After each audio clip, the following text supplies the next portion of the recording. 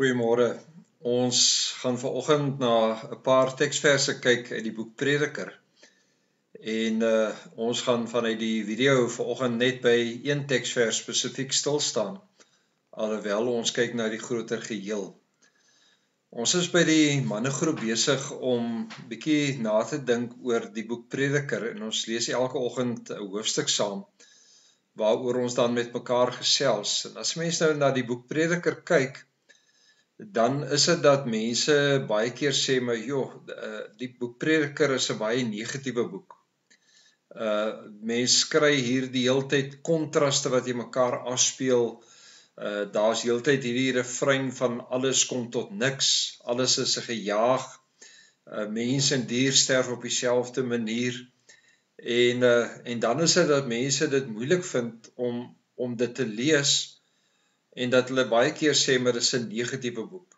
Tog as 'n mens gaan kyk na Prediker, dan is dit dat Salomo eintlik in hierdie gedeelte eintlik nadink oor die lewe. Mens kan amper sê, hy is besig om te vra, maar wat gee vir my sin, en wat gee vir my betekenis in my lewe? As ek byvoorbeeld kyk na hoofstuk 1, vers 13, dan sê hy die volgende woorde, hy sê, ek het my daarop toegelê om alles wat in hierdie wêreld gebeur, te ondersoek en behoorlik dit te deurdink. So hy pyns oor die lewe, hy dink na oor die lewe, hy vra, wat is dit wat vir my sin en betekenis gee? As mens gaan kyk na hoe hy dit doen, dan sê hy het 'n paar goed in hierdie lewe gaan ondersoek. En telkens kom hy tot die ontdekking dat dit op sigself lei eintlik tot niks.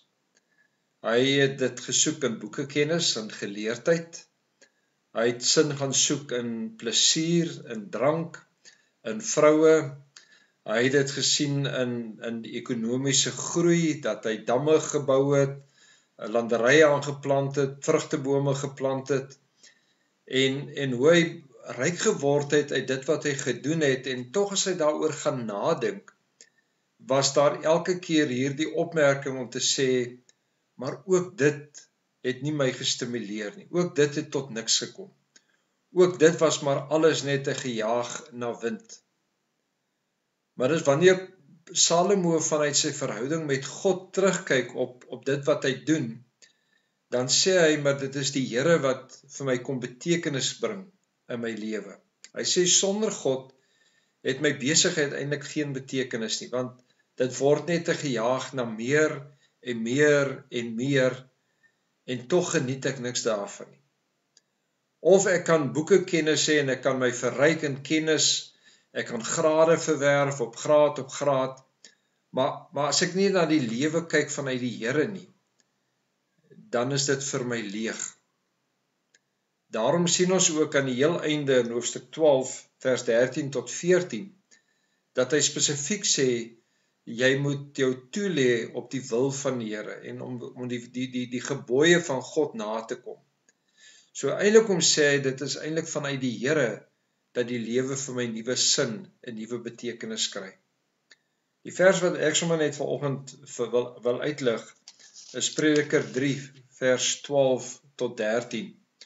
Hy sê, ek het tot die insig gekom dat daar vir 'n mens niks beter is as om vrolik te wees en die goeie van die lewe te geniet. Dat die mens kan eet en drink en na al sy arbeid nog die goeie kan geniet. Ook dit is 'n gawe van God. Ek wil vanoggend vir jou kom vra, in die soeke na sin en betekenis in jou lewe, of jy al ontdek het dat vanuit die Here die lewe ook vir jou 'n geskenk is. En dat jy die mooi en die goeie van hierdie lewe ook soms geniet. Ek onthou by 'n geleentheid waar ons vir 'n kursus in Nederland was, is dit dat ons by 'n klooster 'n kursus gedoen het, en eendag terwyl ons so besig is om te werk, kom 'n vader daar aan met 'n trolly met bier en wyn, en hy sê, maar ons werk te hard. Ons moet so 'n bietjie 'n ruskans vat om ook die goeie van God te kan geniet. Jy sien, Prediker werk met hierdie gedagte. Prediker sê, daar's party mense wat so hard besig is om hulle besigheid op te bou, so hard besig is om ryk te word, dat dit die fokus word van hulle lewe. Maar as jy nie dit sien as 'n geskenk van God en dat ek dit ook mag geniet, dit wat die Here vir my uit my hand gee nie, dan voel jou lewe leeg en betekenisloos. Dis dan wanneer hy sê hy het laag gedink oor die lewe, mense wat hard gewerk het, 'n besigheid op die been gebring het, en die dag as hy doodgaan, is dit dat sy besigheid oorgegee word aan mense en hulle vernietig dit. Ook dit het tot niks gekom nie. Want die prediker praat oor die lewe, hy sê ons moet toegewyd leef, ons moet hard werk, ons moet aan God rekenskap gee in dit wat ons doen, maar ons moet die goeie en die mooi sien as 'n gawe wat die Here vir ons kom gee. Dat ek die lewe mag geniet, dat ek dit mag doen met die vrou wat die Here vir my gegee het. Die afgelope gemeente dans bel 'n vrou vir my en sê vir my, Jan, ek wil vir jou vertel, ek het op 'n punt gekom in my huwelik waar vir my gevoel het, ek is maar net daar vir my man en my kinders. En die donderdag aand het my man na my toe gekom en gevra, is jy lus om te gaan dans? En hoe hulle aangetrek het en mooi gemaak het vir die gemeentedans. Hoe hulle gelag het, hoe hulle die aand geniet het en dat hulle teruggery het en dat haar man vir haar kon sê, dit was vir my so spesiaal om vanaand dit met jou te kon beleef. Gemeente, dis die lewe. Ek en jy kan so hard besig wees om te jaag na sukses, om 'n sukses te maak van my boerdery, van my besigheid, dat ek verleer om te leef. Dat ek verleer om ook die goeie wat God vir my gegee het, ook die rykdom, om dit te kan geniet as 'n geskenk, as 'n gawe wat God ook aan my kom gee het. Kom ons bid saam.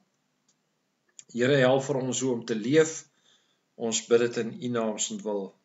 Amen.